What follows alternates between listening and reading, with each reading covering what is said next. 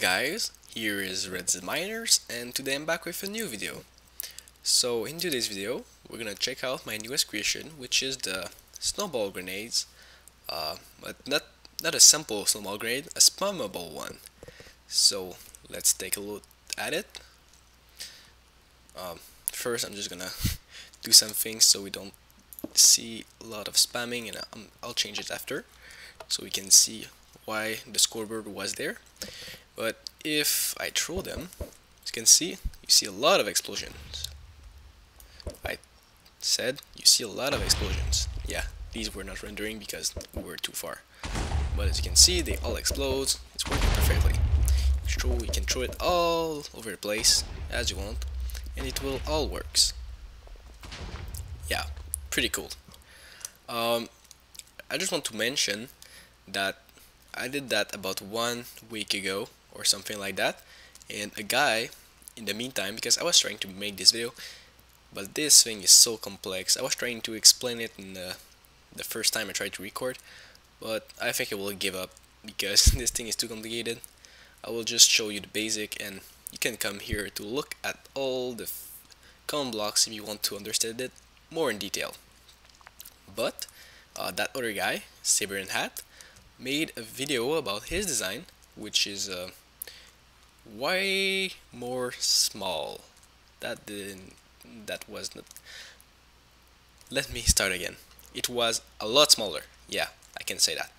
So, but there's downside to each version.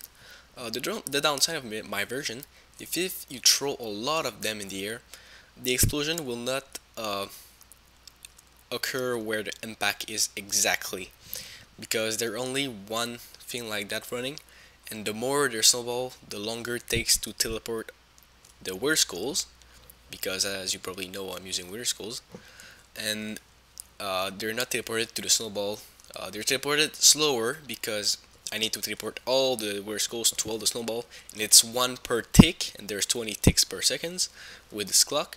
So if you have 20, for example, the explosion will occur between the position where the snowball was 1 to 20 ticks before it exploded. So if I do that, now as you can see, because there's 1, it exploded on the wall, but if I throw 20 in the air, it might happen over here, for example. It's not really too bad because like it's 1 block away, it doesn't change a lot. If you get exploded by TNT, it won't change a lot of things, but it's a small downside. But I don't really care about it because it's so cool. Yep. His downside though, you use a trick where you teleport 1 snowball to one weird skull to 1 snowball using the C=1 trick.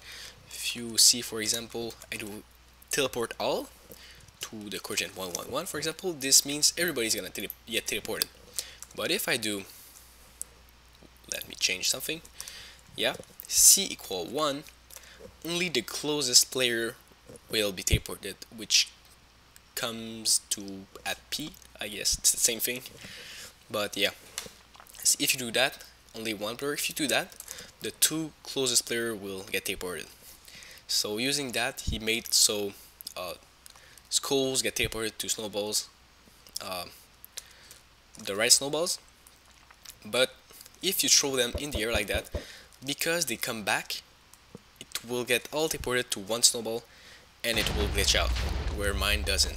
So that's a plus of my design compared to him.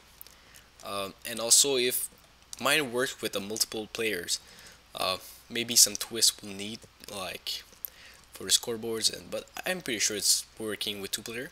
I will have to test it, but I'm pretty sure it works. But his design, if someone threw a snowball at someone and the other one do the same thing, and the snowball cross in the air, I'm pretty sure only 1 will explode because both weird skulls will get teleported to that snowball. So yeah, little downsides, but the downsides of mine is that it's crazy big, like a lot bigger than his. I think he has like 10 common blocks and I have like 30. So yeah, both design has their plus, and you have to decide to what you prefer for the situation. So both are good. So yeah, I encourage you to go see his video because it's pretty neat. But now my version, it's pretty complex, but I'll just explain the really basic. And as I said before, yeah, I need to put that rest on the back here. So if we look here, so there's a scoreboard here called life, and if I throw snowball, you'll see some entities appear over here. So there's one entity which is the snowball, and the other one is the wither skull, which is teleported to the snowball. Both have the score of 1. This is because the skull with the score of 1 will get teleported to the snowball with a score of 1. So if I throw only 1, there's nothing really happening. It's changing really fast to 1 and 0, but nothing really important because there's only 1. But if I throw a lot of them, like 2 for example, you'll see these numbers are changing really quickly. As you can see right there. This is because I'm doing a clock with this clock over here, and every tick I add 1 to the score, and the skull with the score 1 will get teleported to the snowball with a score 1, and then all get +1. Then I do that again, so it's a different skull will get teleported to a different snowball, and when all of these get teleported, I set them back to 0, and like this one which is 2 to 0, this one to -1, then I had +1, this one is teleported, and +1, this one is teleported, and again, a big loop. So the more there is, the slower it is, as I said before, but it's not a big thing, doesn't really matter. And here it's to keep the McLovin, this is me, is to keep track of how many skulls there are. So as you can see, it -1, 0. So when it gets to 0, then I have to do -2 to the scores, and yeah. So there's a lot of command blocks to make, like this is only the basic, but there's a lot behind this. So if you want to know how all of this works, you can come and look at all these command blocks one by one and understand everything. But just for the fun of it, let's throw a lot of snowballs and see all of this spamming. As you can see, a lot of spamming. This is to change all the scores, and yeah.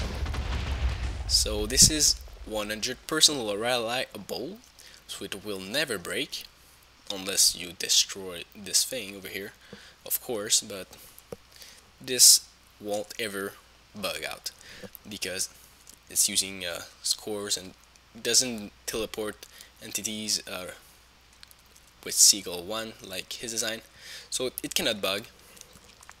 Yeah, as you can see, well, you cannot see because there's a big screen, big scoreboard in your face, but here is the teleport where skull life call 1 to snowball life call 1, and life is the name of a scoreboard over here. So yeah, that's pretty much how it's working. So hope you like it, and don't forget to go check out SiberianHat video. So yeah, see you next time.